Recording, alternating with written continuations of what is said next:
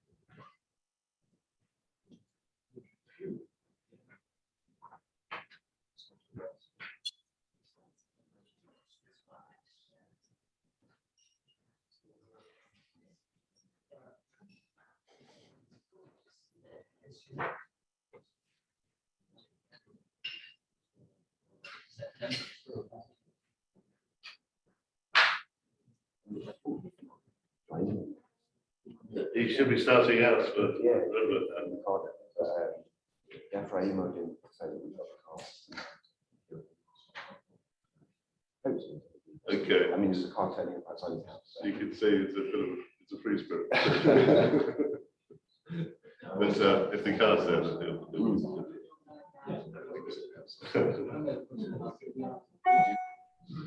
Great.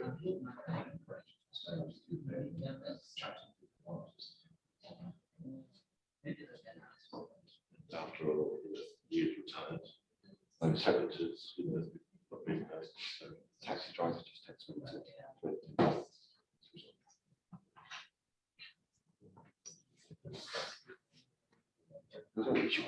We built in plenty of We'll do it. But to be able to say, yeah, okay, it's good to do. Understood.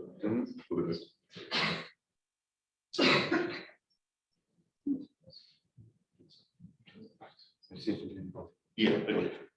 Yeah, we're about to start.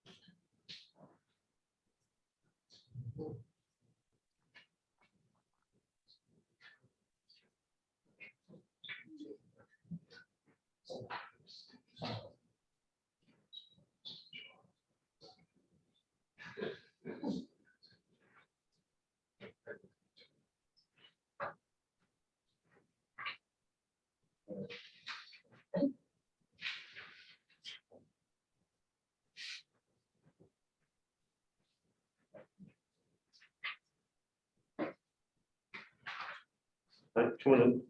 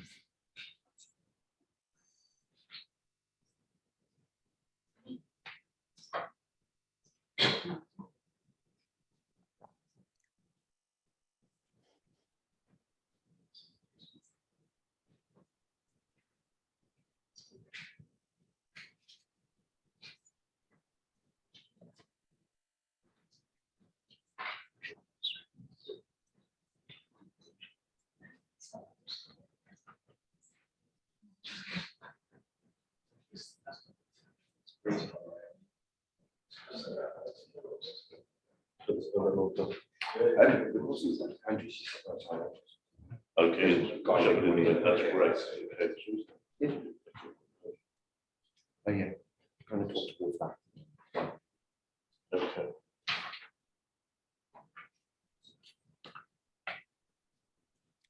Is he on? He's at the top. Okay, Yeah. great. Just, That's great. So, okay, and are we starting recording? it's recording. Well, good morning, everybody. It's lovely to see you here again, again on this bright Friday morning. Morning here, of course, but not morning wherever you are. Our next keynote speaker, Professor Michael A. Peters. For him, it's 8 o'clock on a Friday evening, and he hasn't yet had his dinner, he tells me. But he's looking forward to giving his talk today. It's one of those occasions when it's especially true to say that it's a great pleasure to welcome an old friend. Mike and I go back a long way. A long time ago, we were both on staff at Auckland University in New Zealand, and we formed a bond then. We've got our separate ways. Michael, since then, has become what I think is fair to describe as a public intellectual, definitely, on a global scale, if we're not problematizing that term too much.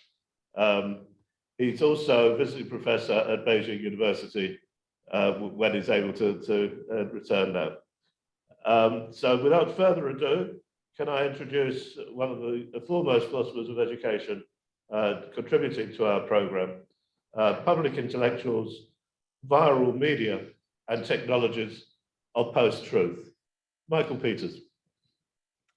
Thank you, Gary. And let me thank you also, not only for the invitation, but also for the hospitality and the association with SES over the years. You and James Arthur and Aidan Thompson have been very hospitable towards me, and I really do cherish those occasions at AERA where we were able to talk to one another over a nice meal. One of the things I'd say about public intellectuals,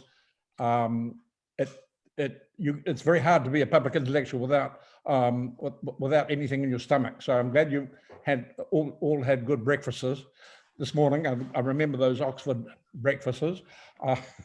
They're pretty hearty. So that's really important. I could have said something about marching on an empty stomach, but the exact quotation eludes me. So actually, the topic here really is about public intellectuals today in viral modernity, and I want to determine that concept.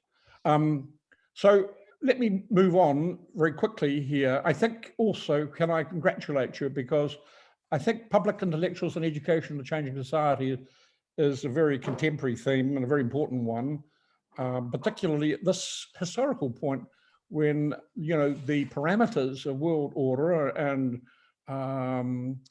also world economy have changed so dramatically. So let me start really by one of my favorite quotes here from Gregory Bateson, 1972, where he says, "There is an ecology of bad ideas, just as there is an ecology of weeds."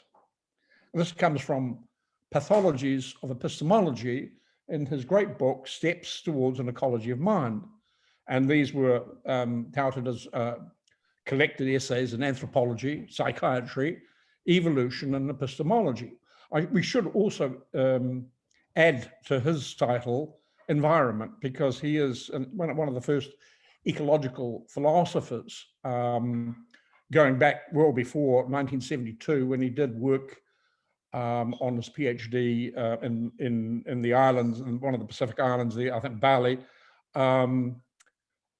you know, called Narvan, his PhD thesis. So Mark Engel, back in 71, said, we create the world that we perceive, not because there is no reality outside our heads, but because we select and edit the reality we see to conform to our beliefs about what sort of world we live in. Now, this is supposed to be a summary of Bateson. I'm not sure how successful that is, but his daughter, Catherine Bateson, said he was one of a group of thinkers working with an understanding of communication, of the importance of self-regulating systems and the causal role of ideas, messages, and differences. So after meeting Warren McCulloch and Julian Bigelow at the 1942 Macy Foundation Conference in New York, he was really the first to synthesize cybernetic ideas with anthropological data. He's always been a favorite of mine, and I think his notion of pathologies of epistemology I've attempted to follow in a couple of essays that I've written. So let's just have a look at his experimental cyber ecological hypothesis. So it combines, as I say, these notions of cybernetics, pathology, epistemology, and environment. And we might say the first Macy conference, 1942, was first generation cybernetics.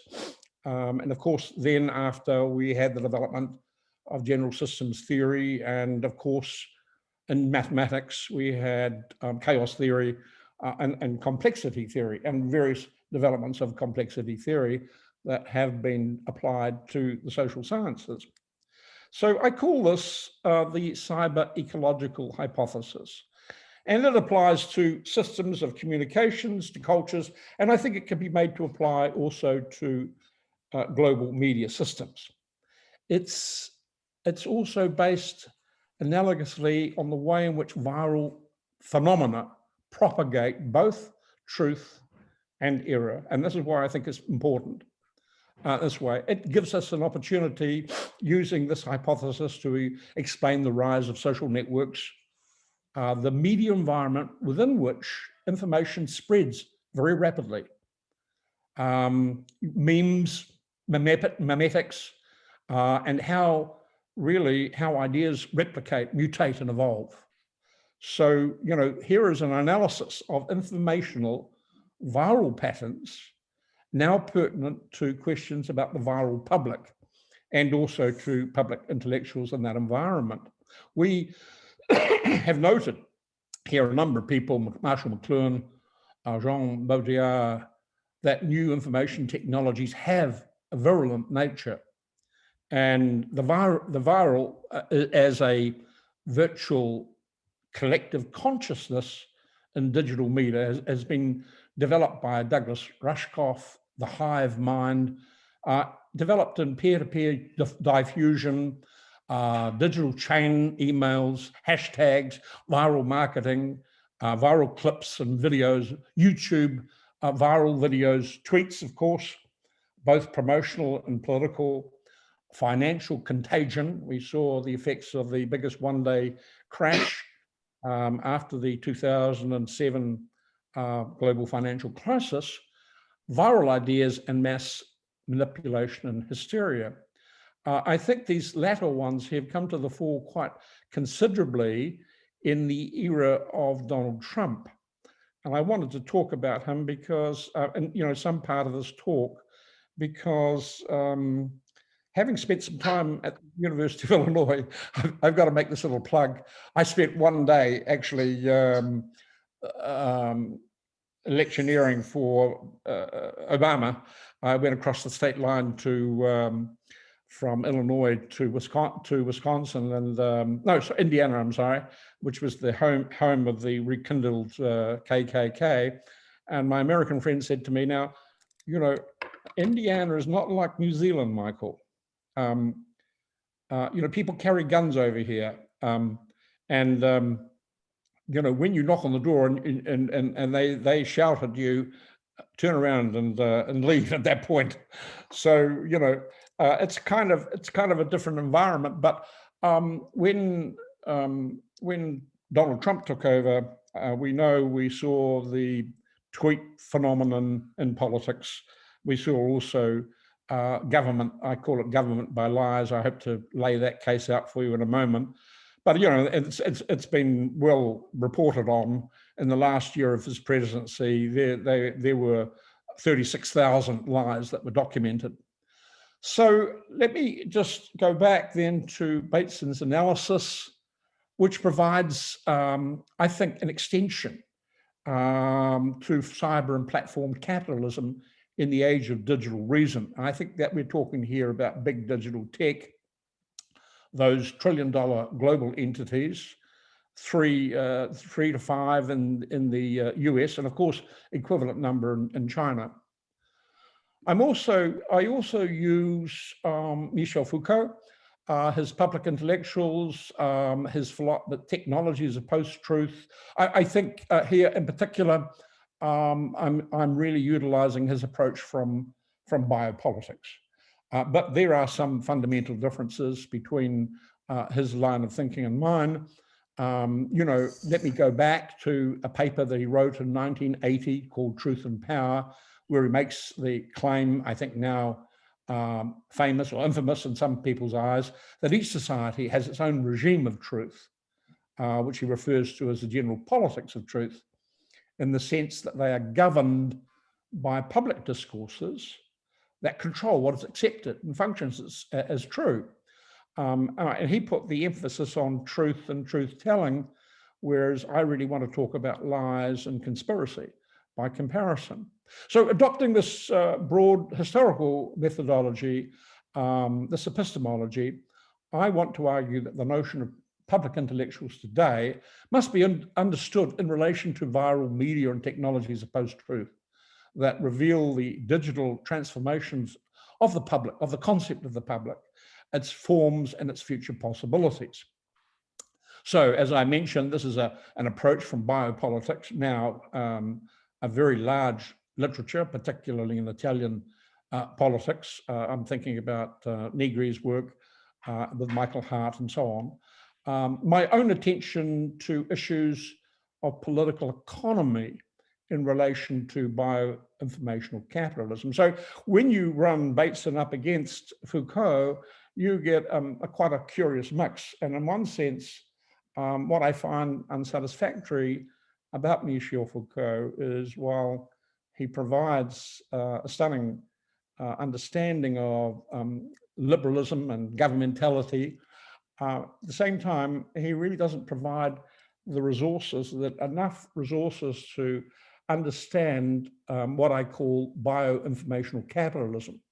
I can explain that term a little bit later on, but for the time being, let me say, bioinformational capitalism is about the two major forces, really, which shape our world today. One is, you know, the new biology, genomics, and the other, of course, is the force that we know as informationalism, and the way in which they are prefiguring a kind of global capitalism. So the third piece of the puzzle here really is what I call the coming pandemic era. And I'm using a paper by Fauci and his friends Moens talking about newly emerging and re-emerging infectious diseases that have been threatening humans since the Neolithic revolution 12,000 years ago, when human hunter-gatherers settled in villages to domesticate animals and cultivate crops. So I think, as various of the biological journals have indicated, viruses have been around and co-evolved with cells over some 3.5 billion years ago.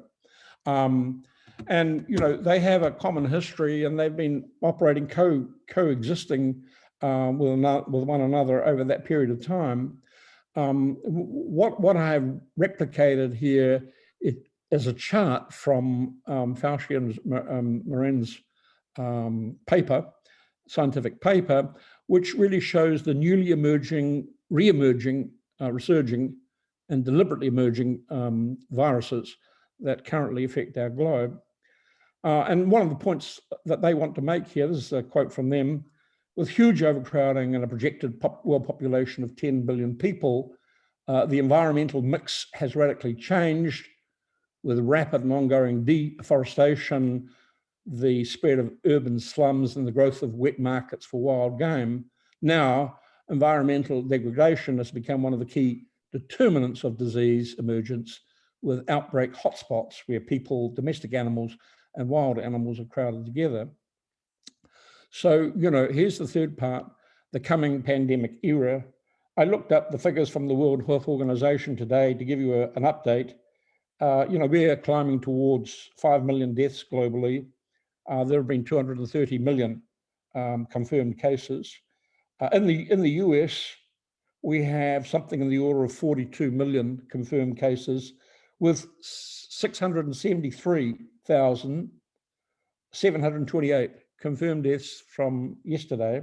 In UK, it's 7.5 million cases and 136,000 deaths.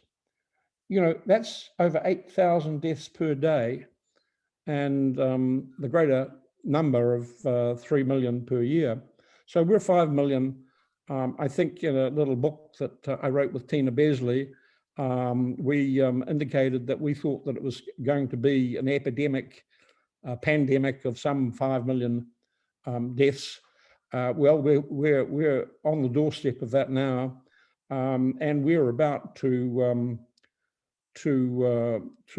experience, maybe it's doubling over the next 18 months or so. So, this is something that's going to be with us for a long time. It is an element now of our global reality. These viruses, which have co-evolved with cells, are now developing in hotspots around the world. And we've really had some huge conspiracies about the origins of this, and the general scientific consensus, whether you can trust this or not, is that really that it did develop through fruit bats in the triangle between China and other Asian countries there in the back caves there. That these infected other animals, they were transmitted to other animals, and those animals ended up in the wet market, which were partly responsible for the infections that took place in Wuhan and that lovely ancient city. So those are the three pieces of the puzzle really that bring together the elements for my approach today. A cybernetic version, if you like, of Foucault. But you see here, of course, that I'm utilizing a kind of a Marxist political economy as well to understand this kind of reality, to be able to see really the global dimensions of an bioinformational capitalism that is now the system that operates in the world. And to, also acknowledge really that Marx doesn't do it entirely either, because we are really talking about a different kind of, we're not talking about industrial capitalism any longer. And really the question of labor in digital capitalism is a kind of problematic entity altogether. So having said that, I mean, really, I'm saying basically, that at the moment, these elements together are quite taken together, provide an approach for me. So I want to refer to a book of which I was one of the editors, called Post-Truth and Fake News, and where I use the concept of viral modernity in relation to higher education. Excuse me, published in 2018. So, I mean, basically, in that book, at least in the introduction to that book, I made the claim that in the era of post-truth, it's not really enough to revisit notions or theories of truth, accounts of evidence, or forms of epistemic justification as a guide to truth. We need to understand more the broader epistemological and Orwellian implications of truth, post-truth politics, and post-truth science and education. We need, I say, to develop an operational strategy to combat the government by lying that I mentioned earlier, and a global society prepared to believe, to accept cognitive dissonance and the subordination of truth to twittered emotional appeals and irrational personal beliefs. Well, you know, as everybody knows, with the birth of QAnon, with the persistent pathological lying of Donald Trump, a form of, I call it a form of government by lying, based on fear and paranoia. What we see here is a huge rise of conspiracy, not only in the United States, but also around the Western world and also in China. We see this, in fact, one that I found quite amusing, because in our little village, seaside village here in Tairua, in the Coromandel, with some 1,200 people, we have a very active anti-vax group. And when I say they are activists, not quite as active as the protesters in Melbourne, who are quite vicious in their protests, and calling out, you know, the really a labor union that is so far right, it's not funny. You know, I heard recently that a friend of ours whose sister said quite clearly to her, reported, that Jacinda Ardern is a man, and that's not really her baby. Well, you know, I've also seen video clips of Australian women, quite large middle-class women, who are talking about a government coup in New Zealand and calling on protesters to stand up against the government. So it's an interesting time. As I say, my emphasis differs from Foucault. I'm really interested in the history and practice of lying in public life. That was the title of my chapter there. In order to balance the emphasis on truth and truth-telling, I think we need to consider the other side of the binary. That is lies and lying, and conspiracy thinking. And you know, in this respect, I drew on the lectures of Foucault on pahisia, truth-telling, and the political thought of Hannah Arendt. So, I mean, in the afterword to that book, I talked about the concept of viral modernity. And I said that we needed to look at the history of truth in 20th century analytic philosophy, beginning, well, with Wittgenstein, probably Russell would be better, or Frege, and logical empiricism, you know, and one of the great analytic philosophers there were, whether you call him an analytic philosopher or not, Donald Davidson, concluded here that natural languages are not amenable to the direct application of formal epistemological methods. You know, so, you know, the carryover of using analytic philosophy to understand the kind of epistemological problems that we face with conspiracy can only go so far. So, as you know, Foucault was interested in the history of truth-telling, pahisia, rather than the notion of conceptual factual truth. As he says quite clearly, my intention was not to deal with the problem of truth, which is the problem of analytic philosophy, but with the problem of the truth-teller, the historical condition of truth-telling as an activity, which he traces. Okay, I could go into much of these, and you know, in the question time, there'll be opportunity to raise some questions about this. So let's take stock here for a moment. Understanding bad ecologies. This is the task for public intellectuals of viral modernity. I think what I would say is that critical histories of post-truth and fake news, including the different forms of lying, deception, and conspiracy. And those, you know, in a viral media environment are extremely important.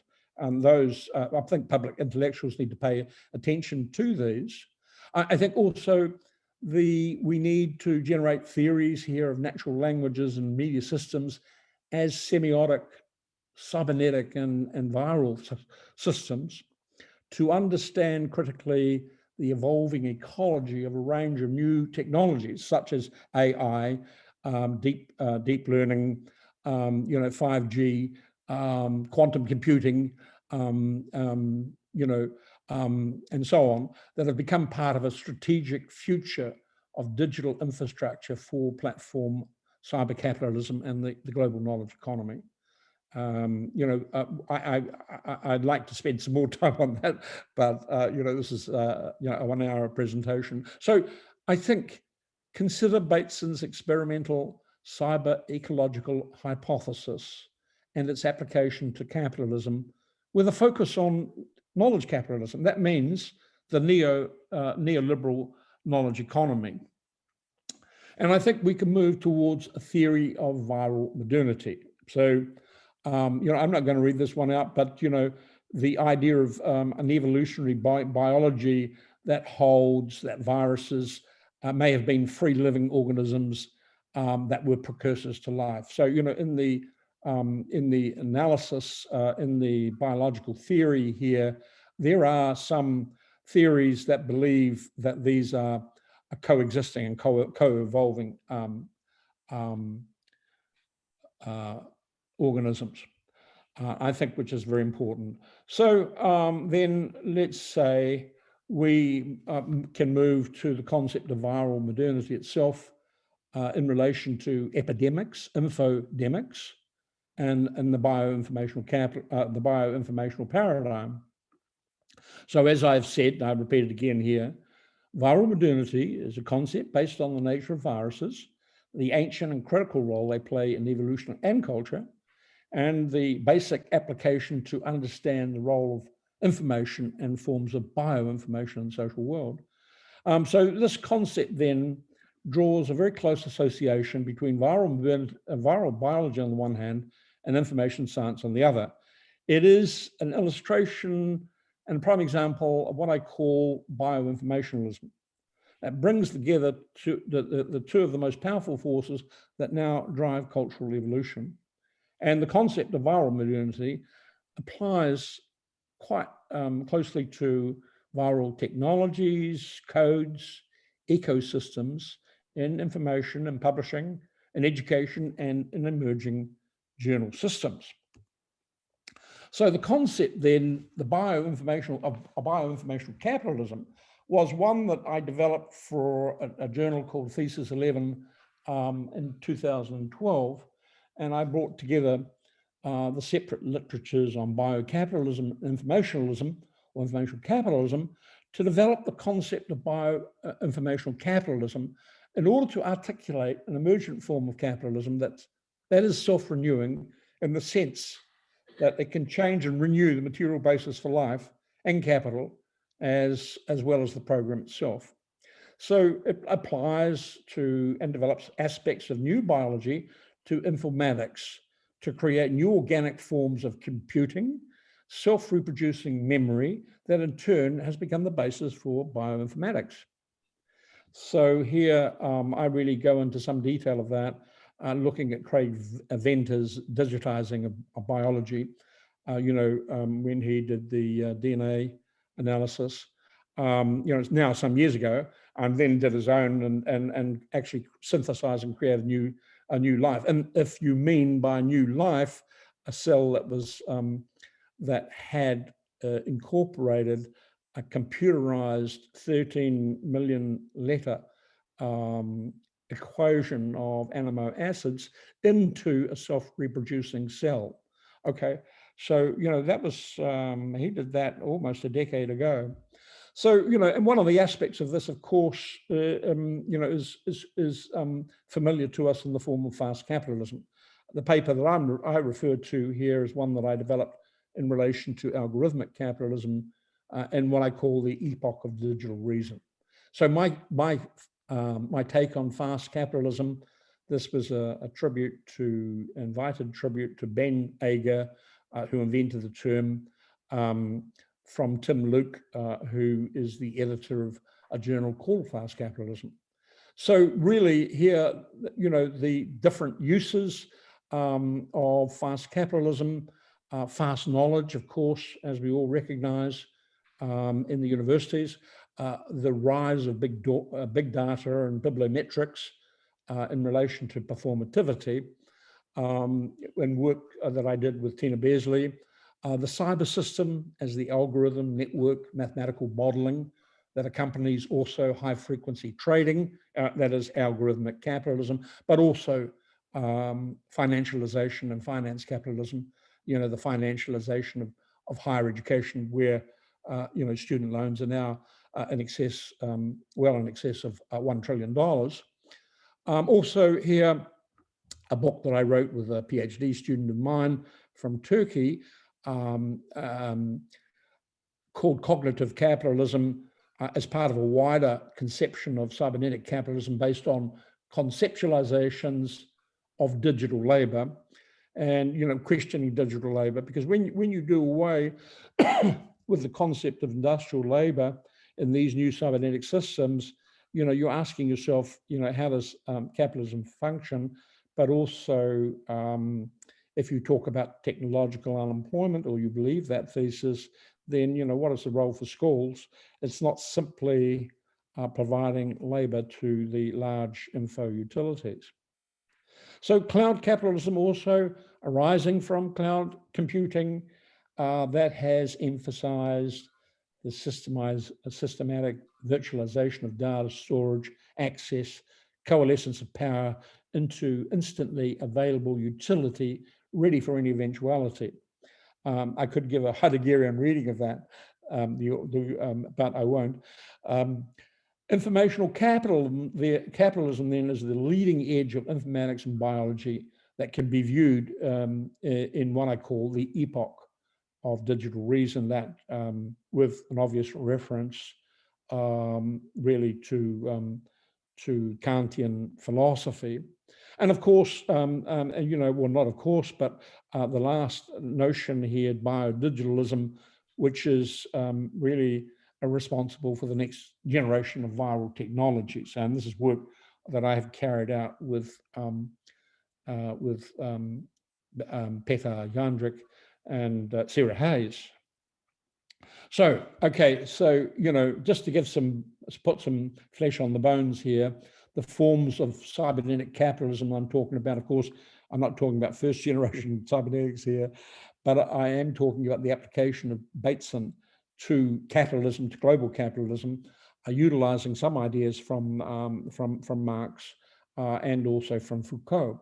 So we can talk here. I'm not going to go through them word by word, but I mention the names. I've categorized them into groups. Informational capitalism. Here are the people that have developed various concepts concerning informational capitalism. Cultural capitalism. I think here the change of culture, the new culture after Senate. Boltanski's view, the new spirit, cultural economy, the stuff. Cultural capitalism, and so cognitive capitalism. So here we're talking about immaterial labor, Butang, Versaloni, Lucarelli, Fumagalli. I really like working with the Italian political economists here, but also effective capitalism after Spinoza, immaterial labor in relation to Marx, Negri, and Hart, semio-capitalism, Berardi, and this book that I wrote with my friend Balut.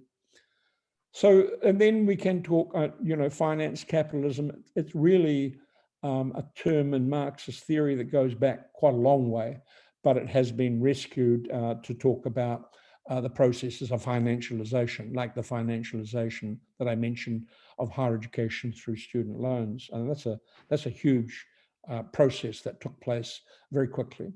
And also here, biocapitalism, which refers to biopolitics, biopower, but also biocapitalism from Deleuze, Guattari, and bioinformational capitalism. I think a lot more can be made of the concept of biodigitalism, bringing the digital and the bio together. Okay, so there is a kind of conceptual convergence, I would argue, that really is occurring here. Certainly a convergence, at least as an overlay of a whole range of different conceptions, which emphasize an aspect of the conceptual change involved in the emergence of global information systems: speed, acceleration, mobilization, location, network, circulation, amplification, formalization, mathematical modeling, bioinformatics, organicity. These features have become increasingly more evident over the last couple of decades as finance capitalism developed and equity markets have become almost completely reliant on algorithms. So, and we might say that algorithmic capitalism is an aspect of informationalism or cyber capitalism, a term that I prefer because it speaks to the genealogy of postmodern capital and postmodern capitalism, and recognizes more precisely the cybernetic system similarities among various systems of the post-industrial capitalist economy in its third phases of development, in particular emphasizing a set of digital processes. So I think we could also talk about the linking here of linking the growth of the multinational info utilities, Google, Microsoft, Amazon, so on, their spectacular growth in the last 20 years. They're now all bordering historically on the $1 trillion enterprise for the first time in the world. We've developed, and you know, I should be mentioning Tencent, Alibaba, and so on in China as well. The same kind of development leading to some kind of, let me say, parallel high-tech system. We've developed this biocapitalism, informatization of biology, and fundamental changes taking place with algorithmic trading and so-called financialization. I've mentioned cloud capitalism also here, with the creation of large-scale monopolies in the knowledge economy, something I want to come back to, because it really does have to be a concern of the public intellectual, particularly within education, the concentration of power in a couple of, let's say the big 5 academic publishers now that control 50% of the humanities in the world. So again, actually, this is another Thesis 11 paper called A Map of Technopolitics, where I'm really talking about the processes of deep convergence that has taken place with platform ontologies and cognitive efficiency. So this notion of the map of technopolitics really springs from the investigation of a theoretical notion of technological convergence as it has been adopted by the US National Science Foundation, signaling, as they say, a new paradigm of nano-bio-info-cogno, that is NBIC technologies, where there is integration at the nano level, which is expected to drive the next wave of scientific research, technology, and knowledge economy. So when I say, there have been a number of National Science Foundation laboratories established in the United States. I counted 5, 6 that have been carefully planned around this developing of this technology, of these technologies. I think, first of all, I should say that the notion of technopolitics here, for me, comes out of Wittgenstein's anti-scientism, Jean-François Lyotard's technoscience, and a literature that really goes back to Gilbert Hottoir, the Belgian philosopher.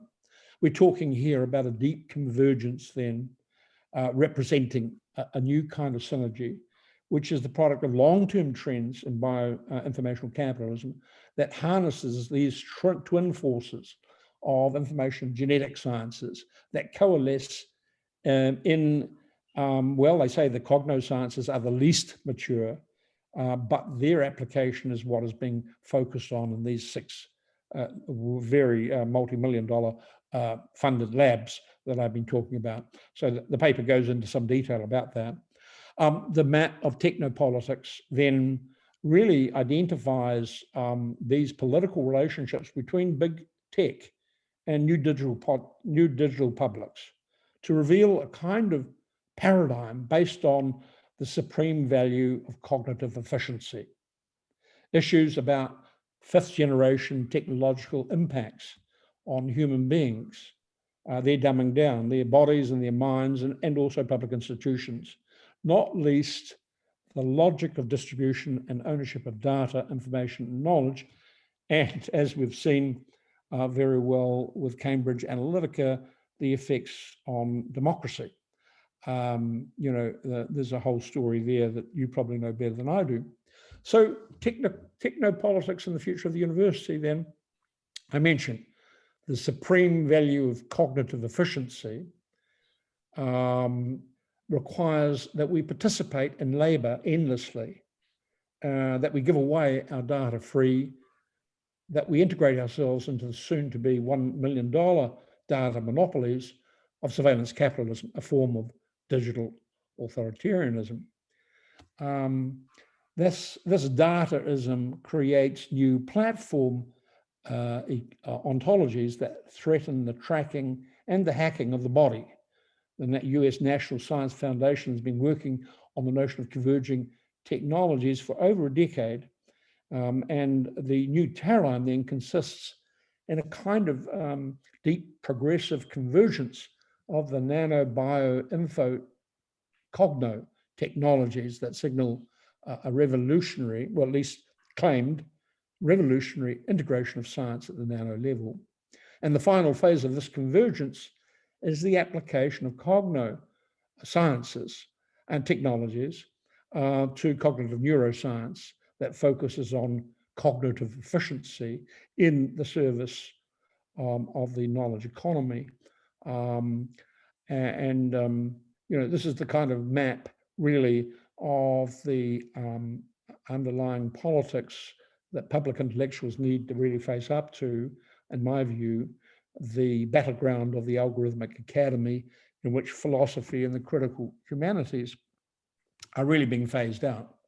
So if we take stock at this moment, to distinguish between bad and good ecologies here, and while there is an ecology of weeds, those viral phenomena that on a daily basis are programmed to generate post-truth and conspiracy thinking, there's also a ecology of good ideas based on the celebration of new media, at least in the first decade of the 21st century, as an emerging toolkit for communication and coordination. That is before the realization of surveillance capitalism. But in the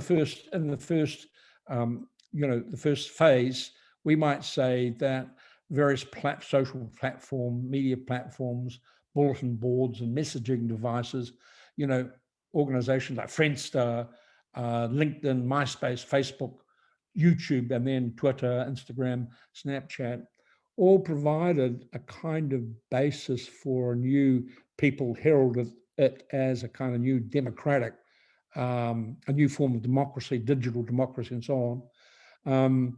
But the use of personal data, hate speech, impact on mental health, election results, tampering of election results, fake news that demand a greater transparency and accountability. These are all tasks, new tasks for the new public intellectual, in my view. Socializing media opportunities, they do have these community building, participatory forms of interconnectivity with the co-production of symbolic public goods.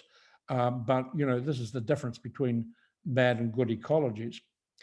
So in part of this evolution, let me say, which is dynamic, is to look at the concept of the biodigital and its relationship to the post-digital.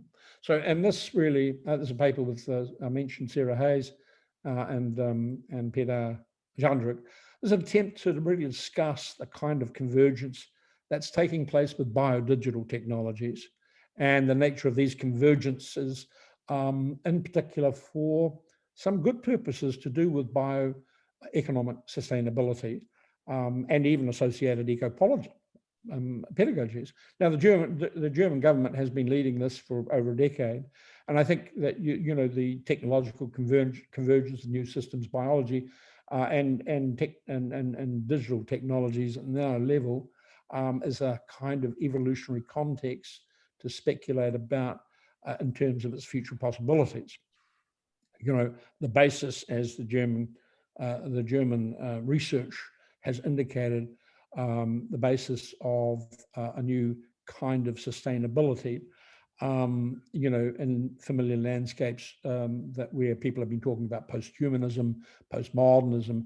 We can also raise the question of political bioeconomy and the role of post-digital education within it. Okay, so we're on the final straight here, I might say. So I hope your breakfast is being well digested by now. The convergence then of biodigitalism, post-digitalism, I think here, again, I really wanted to emphasize the arrival of this kind of historical flashpoint with several major epistemological shifts in the post-war period, which requires a kind of biodigital interpretation oriented towards ecosystems and coordinated Earth systems.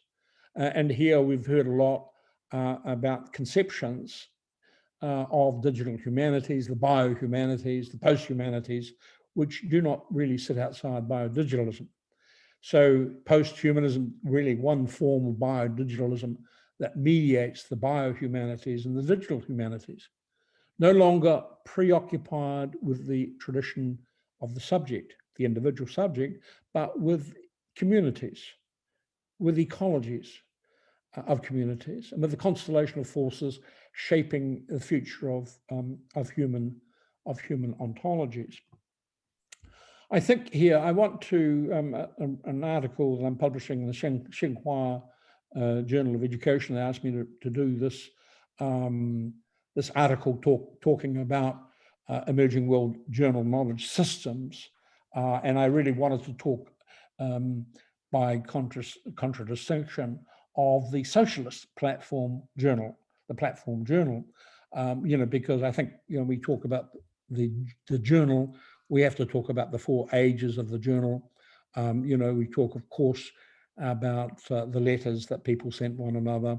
We talk about, you know, the industrial age, the development of peer review, and of course, you know, I think the development of peer review wasn't from, it was from the Royal Society in, not in Glasgow, in Edinburgh.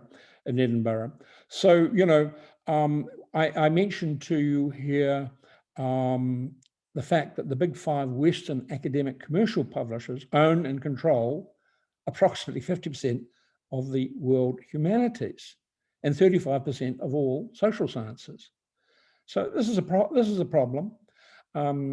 Historical development and trajectory from natural philosophy to science to a deconstruction of the Western epistemological dominance by providing outlines of an internal and external critique. I'm talking really here critique in epistemology and going back to people like Richard Rorty, but also before him, Adorno and so on. You know, the historical development of the journal system, platform capitalism, and neoliberal digital knowledge production.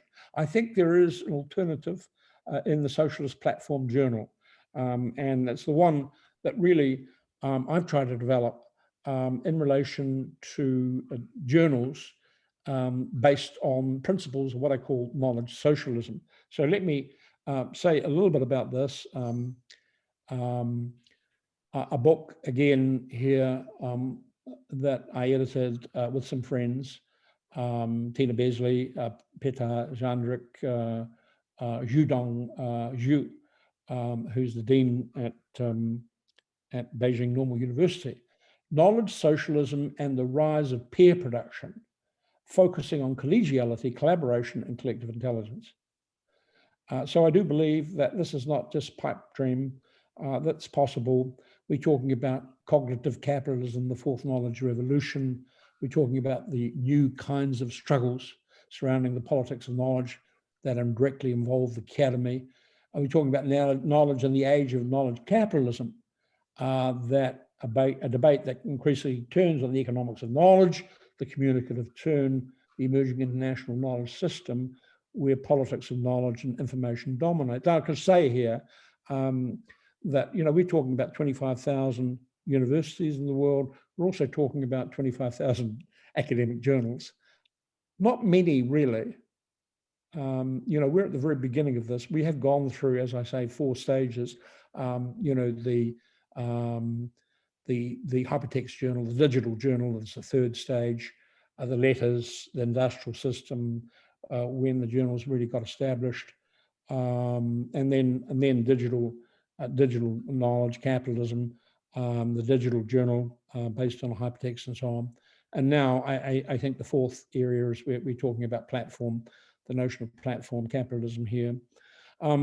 Intellectual property, not only copyright, patents, trademarks, but also the emergence of international regimes of property rights and the accompanying emphasis on human capital and embedded knowledge systems now drive, as you all know, and probably have well experienced, knowledge capitalism. So knowledge, socialism, and public intellectuals. I think here we're talking about knowledge socialism, which refers to a new global collectivist society that's coming online based on communal aspects of digital culture and involves sharing, cooperation, collaboration, peer production, collective intelligence. These two can be corrupted, of course, as you would expect. And I think that we're really talking about a kind of knowledge socialism that we mostly, I think, already practice. We need to refine it and develop it, which promotes the sociology of knowledge by providing mechanisms for truly free exchange of ideas, unlike knowledge capitalism, which relies on that exclusivity and thus the scarcity artificially created to drive innovation. The socialist alternative here recognizes that exclusivity can also generate innovation possibilities, limit them rather. So hence, rather than relying on the market to serve as a catalyst for knowledge creation, public intellectual helps to develop resources to advance knowledge for the public good. Everybody's heard that, but here is a kind of new version of digital socialism here that is reimagining social democracy for the 21st century, a turning point really, that really helps us to undermine traditional economic assumptions of rivalry, excludability, and transparency, and to promote information, symbolic public knowledge goods between individuals, organizations, and countries. So I want to say, there is a well-established literature here now, 20 years old, that argues for anti-capitalist or social democratic potential of public goods inherent in the internet. And not all of this is believable, but I'm particularly influenced by Benkler and Larry Lessig. In the bowels of digital capitalism is this deep socialist sharing tendency that gave expression through new technology to the truism that knowledge and the value of knowledge is rooted in social relations.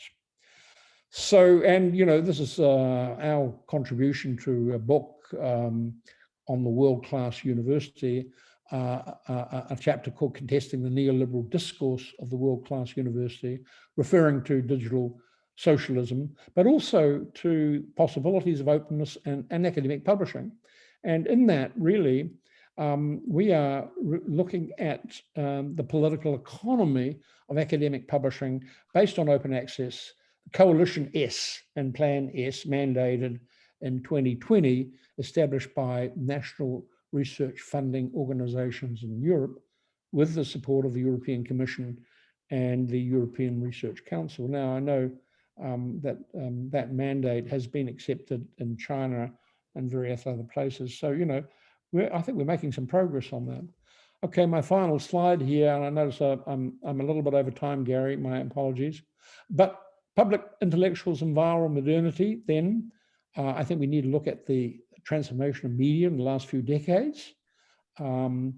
You know, the development of social media, blogging, news aggregators, mobiles, gaming. You can see here most of these streaming that are computational, algorithmic, virtual, viral, interactive media platforms and ecosystem regimes.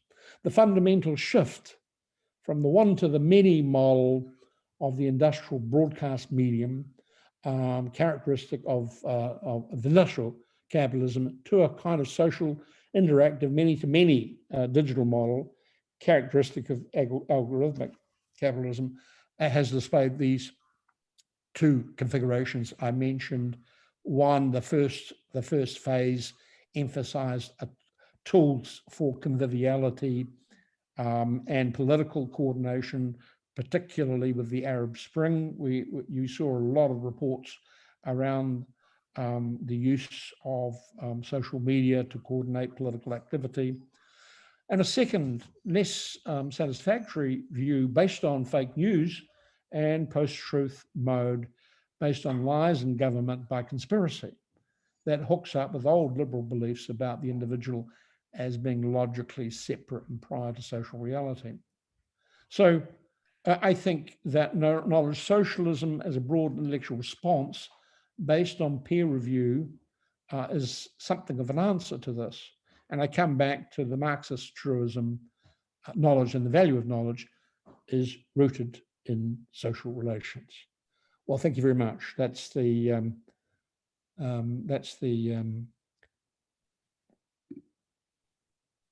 Well, thank you, Michael. Thank you very much indeed. Very much a tour de force, if I may say so. Certainly, we won't have scope for questions and discussion because we'll need to go forward to a different section. If I may offer an initial response, you're really going into a very broad realm of the changes which are taking place around us in the world at a very profound level indeed. And you're also linking to the kinds of themes that our first keynote speaker yesterday was talking about, the dilemmas of academics in different universities. And I know if you had a chance, you'd be wanting to talk about your own experiences in the States, in Scotland, in New Zealand, and China. It must look quite different, to some extent the same, to some extent different in those different arenas as well. But perhaps we'll have a chance to discuss this in our next little while. I'm looking forward to, hopefully we'll be able to discuss this further for the journal. I'm glad you talked about the journal as well. That's absolutely great. And thank you very much for a huge range of deep insights and thoughts from your own ideas. Thank you, Michael. Thank you. Thank you very much, and good luck with the rest of the conference. Thank you so much. Thank you. See you soon. See you soon. Bye-bye. All right. So I think we'll be going on next to the parallel sessions. I'll be staying here for parallel sessions that I'm involved in, but if you're wanting to go to the other one, please take the opportunity to leave us for that, and we'll be getting people in the next couple of months.